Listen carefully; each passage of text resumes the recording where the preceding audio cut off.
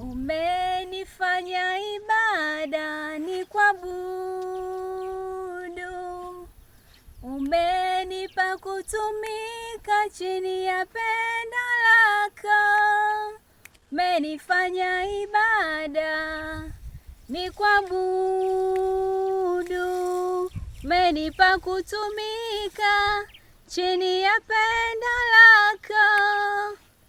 Mamlaka na nguvu ninazo, kufanya lolote utakalo.